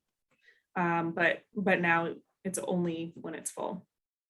Yeah, our biggest issue is our county does not accept plastic bags. All our recycling goes to our county. They do not accept it. So on a regular basis, we're going out there, we're looking at dumpsters, we're sending them memos, we're sending them information that you can't put bags in the dumpster. So they use liners in school. I encourage that they don't, because then we don't have the problem. Paper, we don't really need paper liners for paper. And then also with the commingled, we're encouraging them to wash it out instead of just putting bags in every time. But they don't want to do that because it's more work. So they keep on throwing the bags in the dumpsters, and then it gets rejected from our county. So our biggest problem is that he picks up 13, 14 schools that day, and someone fills all bags. As soon as it dumps out of the truck, county's like, nope, that all goes to trash. So all the effort the other schools make, it went to trash. So that's our biggest problem with plastic bags. In our future plans. Yeah, more similar that all the recycling needs to be loose, with the one exception that empty milk cartons can be bagged so that in the event that there's residual, but that's only in a certain portion because we have 2 different MRFs with 2 different regulations in our area. So each hauler and area has different. Right, we just do shredding could be bagged. Got it. Okay, good. Well, we're getting to the end of our time. Let me pull back up my slides.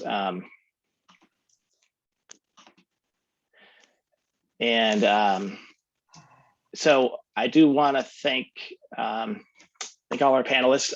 But before we end off, I just want to point out a couple things in terms of resources that are available.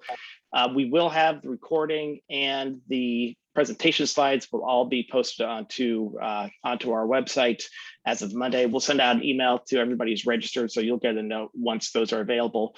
Also, the various resources links that we've been dropping into the chat box throughout this program, we'll have those also posted so that you can see those, as well as there are a number of questions we've not been able to answer the program, so we'll try and provide some written responses to those and make all those available. So keep an eye out for an email on Monday. And then also make a shameless plug for a blog series that I write on recycling issues in general, but I do have a new one that I just published specifically on K-12, looking at different types of education resources and different types of campaigns and covering some of the points that we were making today on the program. So you can find all of those on our website at buschsystems.com. /blog. Again, the presentation slides and recording will be up as of Monday. And I very much want to thank all of our panelists, Jessica, John, Jana, Tammy. This is fantastic. You all had a lot to offer. I wish that these programs could go on for another 2 hours to get through everything we want to, but some of us have day jobs and school years that are starting. So I very much appreciate the time that you made available to help us with this presentation today. And I thank everybody who joined us as an attendance. And so we're gonna transition real quick. This is the end of the official program. For those of you who who came for this, you can drop off when I'm done talking. But for those who are interested to stay on, we have I have colleagues, Michelle Dunn with who's on our sales side, and she's going to be doing a product demo. If you're not familiar with Busch Systems, we are a bin manufacturer for recycling and trash bins. And if anybody has questions, wants to learn more about that, feel free to stay on, and a couple minutes from now, or another minute, Michelle will be on and she can walk you through some of that. So again, thanks to all our presenters. Go and feel free to turn off your cameras now, and thank you everybody else, and we'll talk to you next time. And I will go ahead and hand it over to Michelle now, if you want to turn on your microphone. Yep, we're all set. Alec, thanks so much for the introduction. This is the product showcase of the webinar program. Again, as Alec mentioned, we are experts in the waste and recycling industry. I have been with Busch Systems for 12 years now and solely work on programs K through 12, along with the higher education, both in Canada and the US. So certainly, again, today with the panelists, it was a wonderful session, and I've had the pleasure of working with several of you on your programs, which is great. And just getting into, as Alec mentioned as well, we're going to talk about today some of the most popular indoor and outdoor recycling containers for K-12 schools. I thought many of you probably through the programs have been asking yourself, or through the session today, do I have the right program in place? Have we considered consistency, colors, effective signage, restrictive openings? Have we talked about the education behind it and supporting and the right program in place to make it a successful one? Have we involved the students as well on certain decisions and best practices? So we're going to really focus on the containers themselves today. And then at the end of the session, if anyone has any additional questions, Rebecca is behind the scenes as well. You can certainly type them in, and then we'll have the question and answer portion at that time. One thing to point out, and I'm not sure if it's the forefront of everyone's mind, but we are on several contracts, whether it be state contracts or education cooperatives. And a lot of the times you're able to find your best pricing on those contracts. It's going to save your purchasing department a lot of time and effort that you don't have to go out for a bid. And again, a lot of them are geared towards education themselves, or if they are a state contract, you'd be surprised that you're automatically qualified to that contract pricing. So just a thought out there, and again, ask myself or any of the other reps that we have if you're working with any of us about those contracts, because we'd be happy to share the information or post any of the links at the end of the session today. So with that, there was a lot of talk about classroom containers today. So I think I'm going to start there in terms of the different sizes that we have and the most cost effective along with the most popular ones. I know that Jessica and their program at Simcoe County, they use our Billy Box series. This one here is a 10-gallon container. We do have restrictive openings as well. This one is the mixed recyclable or Saturn shape for a single stream program. They come in several different sizes, but we have lids for both a 7-gallon and a 10-gallon. Very, very popular with classrooms themselves rather than your hallway containers. But again, your simple recycling container with or without a lid. And one thing that we've talked about as well for several years and today's panelists is the signage as well. So we have a very talented graphics team here at Busch Systems, and we do all of our printing in-house as well, and often create custom signage, custom labels for school boards or school districts. I know several of them, even on these containers, and as Jessica showed in her slide today, that they have a custom signage specific to their bins. So that well marked and clear for all students and faculty using them as well, just to help increase, diversion rates. They come in different colors. I'm trying to not make as much noise here. This one here is green, and of course you can see the black one there off to the side as well. This just showcases our swing lid, but we do have several different lid options. If you're looking for cans and bottles or paper, of course, they're available to meet the needs of your program as well. And if you're looking to add organics, I know that's a big topic with several of the schools just getting started. If they have a waste and recycling program and at the end of several years or looking to start up an organics program, this is something that can always be added on after the fact. Another very popular bin, especially with the pre-kindergarten ages, is our multi-recycler. We only unfortunately have it in blue today in the showcase room, but it was at the top of the webinar page with the meeting or making the grade. You could see the 3 different colors there. So we do stock it in 5 different colors. It's very, very easy for students of any age to take it to the main central recycling station as well in their hallway. So it gets them involved right away from the pre-kindergarten stage. You can have it in different colors, as I mentioned, to source separate your program. And this one here is able to be stamped on 3 sides. So very, very nice handle. You can see here that they stack as well. So it's very clear and concise. If you had a blue, gray, green bin for paper, recycling, waste, that sort of thing, that they can just grab the bin that they need and then dump it.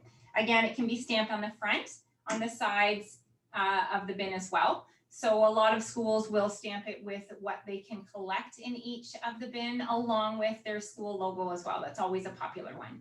We've got custom colors available in several of our different containers as well. So as long as you meet the minimum requirements, we often will do the custom colors. So those are probably our most popular containers that we have for classroom sizes. Again, the first being the Billy box with or without the lid, but again, the lid just helps reaffirm that stream and what you're collecting with the 3 different sizes that it offers. And moving into our centralized stations, we've got our waste watcher here. It has been a true and trusted container from Busch Systems for several years. You can see the clear signage, the restrictive openings. This unit here comes in 6 different sizes and several different colors as well. So I know Montgomery County, it's a very popular one for them to use in terms of the lids, just with the panelists today. Again, the very, very clear signage that you can see. This one here is on a rolling cart. So you can have this, if it's in a cafeteria and you need it to move around quite easily, or you can have the bins connected themselves to create a station. If you don't want one bin to get kicked off to the side or go missing, a lot of schools will put them out in their hallway as their main all-in-hall collection program, or bins, I should say, and they do get them connected together. As I mentioned, they do come in 6 different sizes. You can mix and match. So here we have a 32-gallon to promote recycling, and then a 23-gallon for organics with our lift lid. That obviously organics are very heavy, and we're not looking for something that could, hurt someone's back in terms of lifting the bag and whatnot. Again, you can do custom signage, of course, and custom colors with these as well. Lots of people will do a custom label, on the front, along with their custom signage. We talked about student involvement, and I have had a lot of schools take part in contests with who can create the most informative and education in terms of signage that will work for the program at the school. Lots of schools will put their logos in the corners as well, on the front, and then mix and sort of not mix and match, make the same in terms of the label to match the signage in the back. That's very, very important to keep that consistency as well. One of the things that I do want to point out is that all of our containers are made with recycled plastic as well. They are made within North America, and we do pride ourselves in starting the process right from the beginning and taking into consideration everything that we do in terms of right from the packaging stage to the manufacturing, and using that recycled material even in our boxes when they ship out. That's a real important focus of Busch Systems, as we are a B Corp company and pride ourselves on that also. Moving along with the centralized stations, again, this is the Waste Watcher series here. It is true, tried and tested, and is one of our most successful bins that we have had for several years. But over the last few years, we have the Spectrum series. Hopefully you can all see it here. It is powder coated metal, so it does take that next, it elevates to the next step up in terms of aesthetically pleasing. But what it does is still incorporates the fact that in order to have a successful program, you do need to focus on things like restrictive openings and signage and color coordination. This system here does come also in several different sizes, anywhere as small as an 8-gallon all the way up to a 32 extra large gallon as well. So you can mix and match, as they are all the same height, and really focus on promoting your recycling, less waste, etc. Again, they're modular, just as the Waste Watcher, so you can add on to your program. If you are looking all of a sudden to add that organics, you can do that after the fact. It doesn't all have to be purchased at the same time. That goes with saying on the dollies along with the sign frames. If it's not in your budget and you can really only start at the body and lid stage and you want to add on as your program evolves and as your budget increases as well, that can always be done after the fact. So just getting back to the Spectrum series, again, it is powder coated outdoor grade metal. There's this is a string of 3 that we've done here. Hopefully you can see the restrictive openings and the signage. I'm trying to not make very much noise here. It's hard on your ears, but this is just going to show you that this is the circle opening for your cans and bottles. We do have a single stream, a paper. There's several different options as well. We have a lift lid. If again, the smell is something that you're really trying to avoid, if it's an issue with waste or organics, just as we have a lift lid with the Waste Watcher system, we also have one for the Spectrum. You can customize the Spectrum as well in terms of colors, in terms of lid. We have this one here is on a hinged lid, just to show you what we can do. We do have a very active R&D team as well. So often we'll work with your program if there's something specific that you're looking for. Maybe it's a custom opening, a custom lid, to see what we can do to help you grow your program and make it a successful one. Just going back to our graphics department as well. Sorry. As you can see the signage in the background, that's one thing. Again, I said we do all of our printing in-house here. So you're able to see what it would look like, those mock-ups. Can I see it ahead of time? What am I ordering? What have you done in the past? What has been successful for other schools in the past?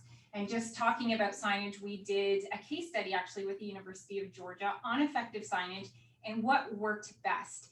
And that actually, we can supply the link to that case study as well, if any of you are interested in taking a look at that, because that is something to consider as well, is what's going to give you the most effective program and what's going to increase those diversion rates and really get everybody on board and behind it. Of course, you want to set up the program for success right from the beginning. And if education and the signage is the top of that list, then that's where you want to focus on. I should mention that all of these in the Spectrum series as well, they do have a liner inside, a plastic liner as well. As John mentioned, an issue in Maryland, they do not take bags or plastic bags. So you do want that liner inside your containers. I'm sorry for making this noise. Just lifting it out here.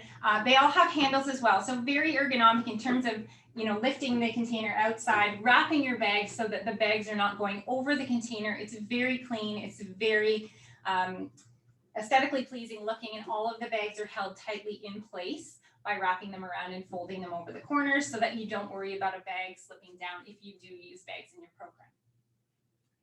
Now, those are sort of the most popular containers that we have for waste and recycling in K-12.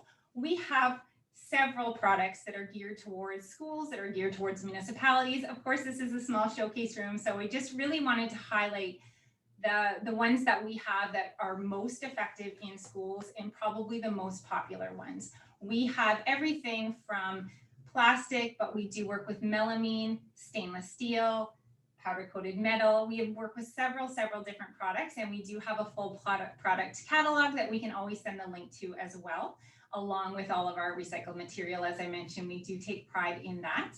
And just as we are going to reopen, one of the things to think about, are we reopening safely? Do we have all of the measures in place for our students to feel safe, along with our faculty? And since COVID, Busch Systems has also designed a full line of prevent and protect products. It's known as our Thrive line.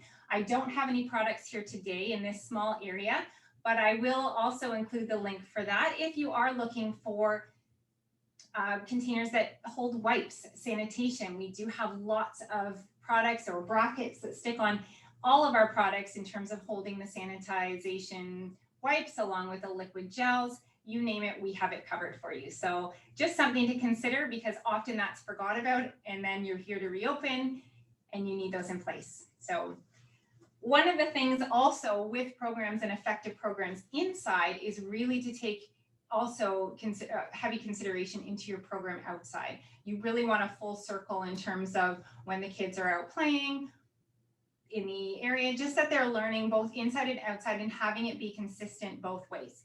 I don't have a ton of products again in this little area, but we have in the last year or two started working with recycled lumber products. We have a full line again of outdoor containers using plastics, recycled lumber, metal as well, and we'd be happy to share all of those with you. But this one here happens to fit the bill. They're very, very popular with our recycled lumber products. They're made of 99% recycled material in milk jugs, and they are a closed loop product right from start to finish. This one here is a small system. Let's just see, they're able to be lockable. They've got the liners inside, as you can see. This one here, I didn't choose one with restrictive openings just to showcase that we can also keep everything consistent in a larger opening. But you do see the labels here and the signage in the front that can be completely customized to your program as well. Sorry. This one here is also on casters. So one thing to note that we do have casters for most of our products as well. The Spectrum series, again, it's not on casters, but it can be an option if you're looking for containers that are in a cafeteria and need to be rolled around. Maybe you have an auditorium, a conference, a gym area, you're hosting sports events that you need units to wheel in and out. We can do that also.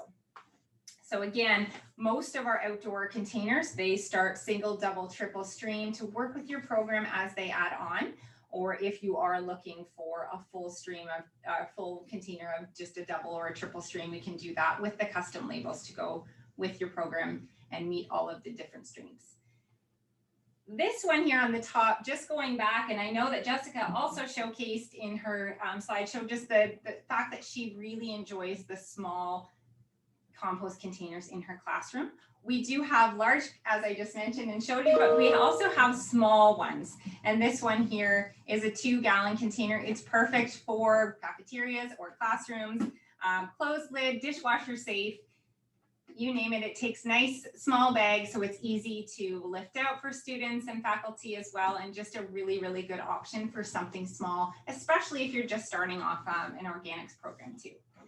This one here on the back is more so for desk side recycling in your offices at school. As you can see, this is actually the system that I have in place at my desk. Just a very, very small recycling container.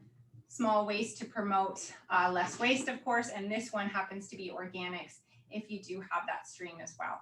Something to think about. I know that since COVID, a lot of programs have gone self-servicing and we're getting away from desk side recycling, but those that still have the program in place, it definitely is an effective one. And in the back here, if any of you do have something to consider in terms of battery bins, it's something that is popular and growing in schools as well, as just collecting those battery bins. So, or sorry, batteries. This one here is again a small 2-gallon container, have a positive impact, collects the batteries nicely so that you can, dispose of them in the correct way. I'm just gonna put that here. So those are really the containers that I sort of wanted to highlight today, which we often see in schools and effective school programs. Again, we work with several different products for indoor and outdoor, all recycled, and we really pride ourselves on being experts in the industry and here, of course, to support your program.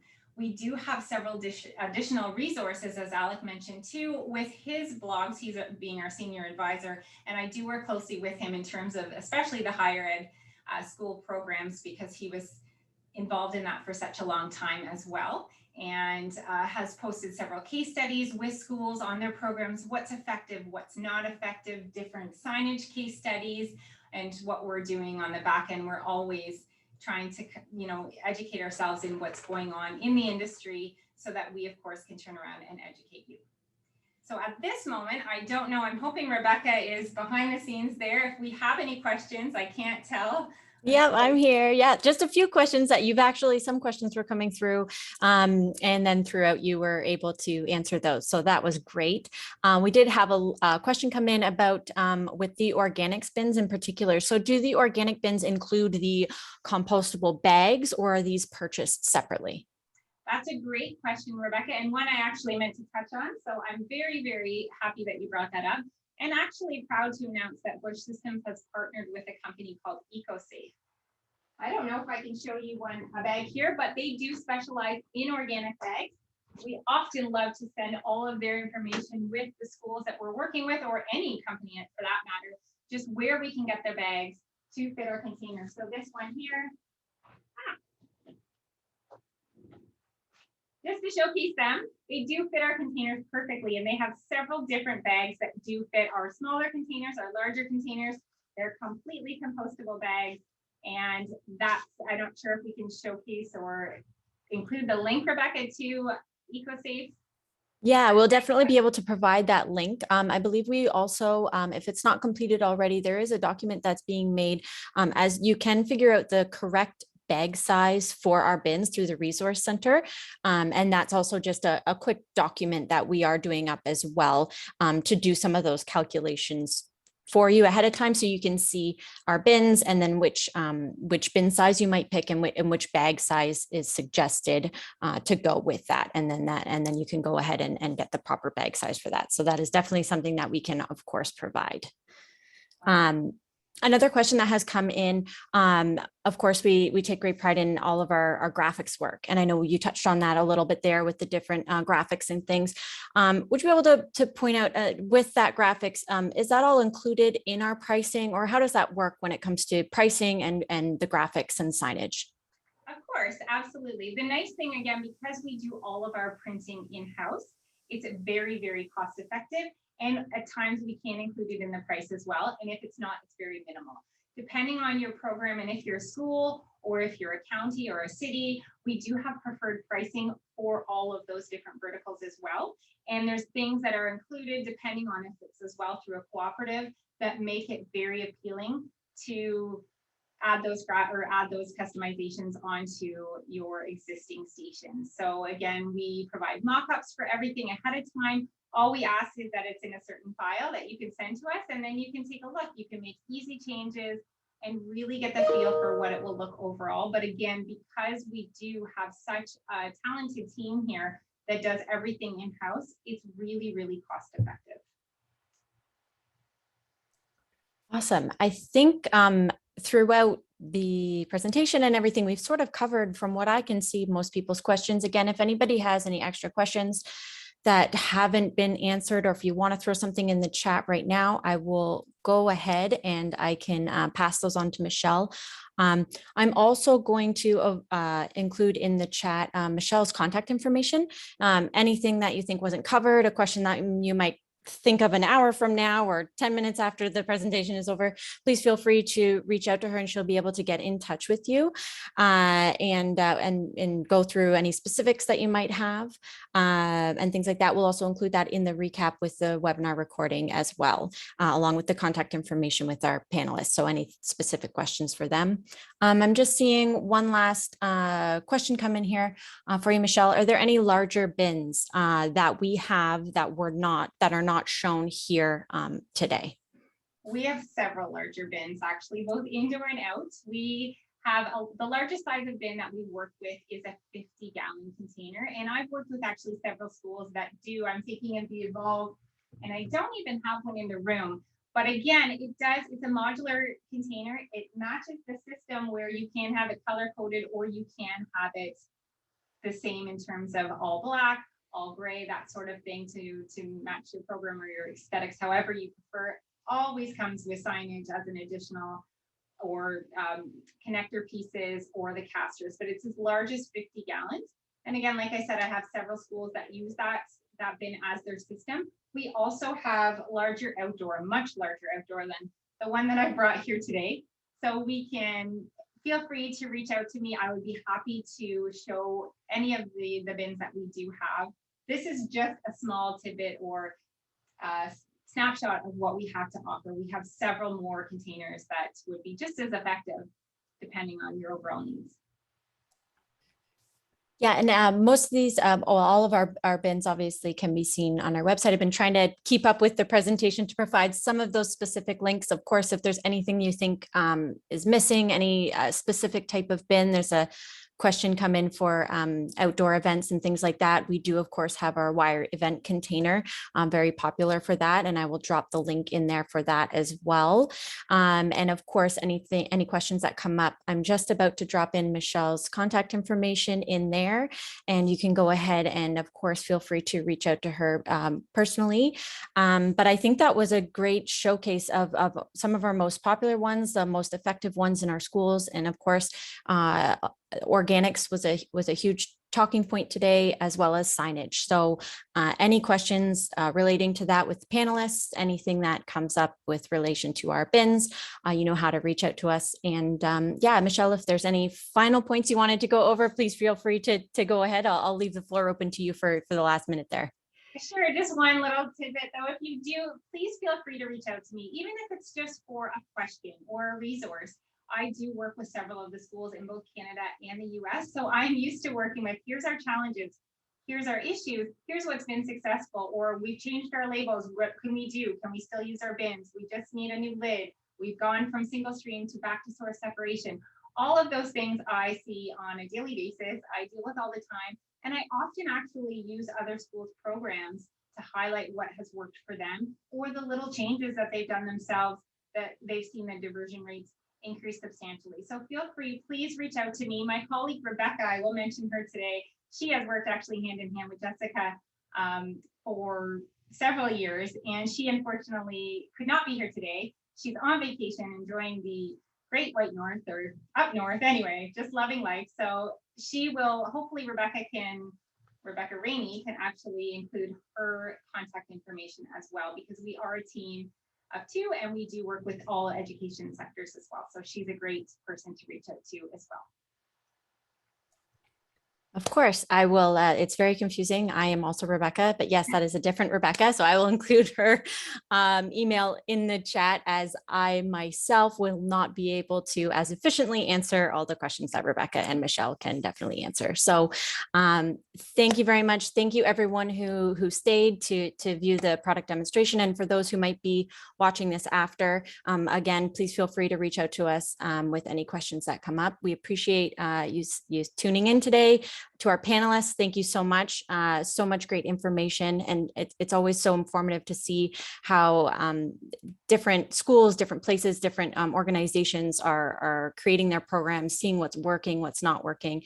And of course, with COVID and the ever-changing landscape right now, it's great to get insight from everybody to see how we can try to work ourselves around that when it comes to our recycling, waste, and organics program. So thank you all again. And we hope you will tune into our next webinar series that will be on September 30th. And we will be posting all of our information there on our website as well. And if you want to get in contact with us and be on that list to receive any of the information for future webinars, of course, that's on our website as well. And we'll certainly send you that registration link. So thank you all so much. Thank you, Michelle. And we hope you all have a great rest of your day. Thanks so much. Bye-bye.